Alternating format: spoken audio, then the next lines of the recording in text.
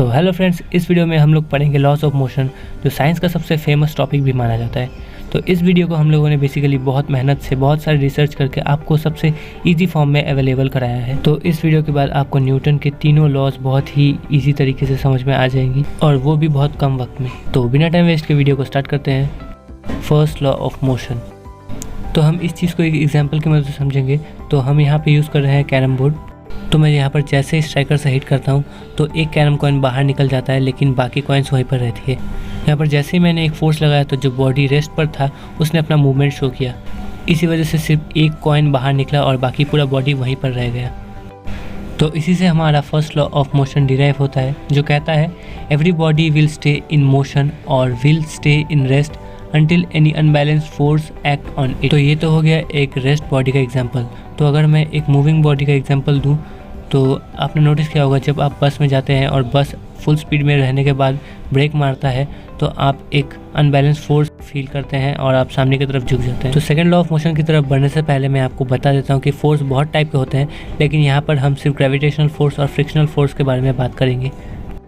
Second law of motion. तो second law of motion कहता है if we apply a force to an object which has mass, then it will accelerate in the direction of the force applied, which means that अगर कोई भी object एक मास carry करता है और हम उस पर एक फोर्स लगाए तो वो ऑब्जेक्ट सामने की तरफ एक्सेलरेट करेगा।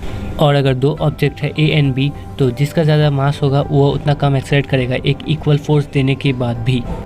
तो चलिए इसको एक एग्जाम्पल की मदद से समझते हैं। तो यहाँ पे मैंने ले लिया एक स्पंज बॉल, और इस स्पंज बॉल को अगर मैं यहाँ से रिलीज़ कर देता हूँ तो रिलीज़ करने के बाद ये एक क्यूब से टकराता है और क्यूब जो है वो एक डिस्टेंस कवर करता है।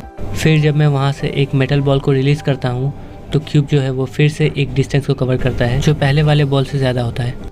तो इस एग्जाम्पल से हमें ये पता चला कि एक बॉडी का डिस्टेंस उसके मास और उसके फोर्स पर डिपेंड करता है।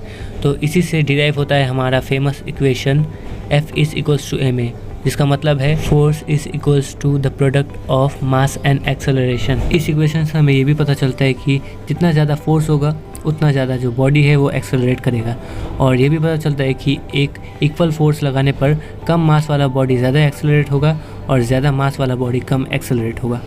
Third law of motion. Newton का जो थर्ड लॉ ऑफ मोशन है उसको सबसे ज़्यादा फेमस और सबसे ज़्यादा इंटरेस्टिंग भी माना जाता है।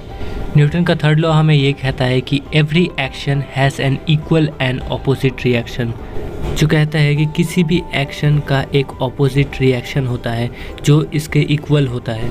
तो चलिए इसको एग्जाम्पल की मदद से समझते हैं। तो अगर मैं एक बॉल को एक दीवार पर हिट करता हूँ तो जिस डिस्टेंस से मैं उसको हिट करता हूँ उसी डिस्टेंस पर वो वापस आ जाता है, और वो डिस्टेंस इक्वल और ऑपोजिट डायरेक्शन में होता है। बॉल को ऊपर की तरफ से गिराने पर ऑपोजिट डायरेक्शन में डिस्टेंस ट्रेवल कम होता है, क्योंकि यहाँ पर ग्रेविटेशनल फोर्स एक्ट करता है। तो मैं अगर थर्ड लॉ के और कुछ एग्जांपल दूँ तो जैसा आपने देखा होगा, जब रॉकेट लॉन्च होता है तो वो एक एयर प्रेशर नीचे की तरफ छोड़ता है, जिसकी वजह से वो ऊपर की तरफ उड़ पाता है। और अगर मैं वाटर पर एग्जांपल दूँ तो जैसा आपने देखा हो, जब बोट होता है जब वो चलता है तो वो पीछे की तरफ एक प्रेशर एक्सर्ट करता है, जिसकी वजह से वो सामने की तरफ मूव हो पाता है।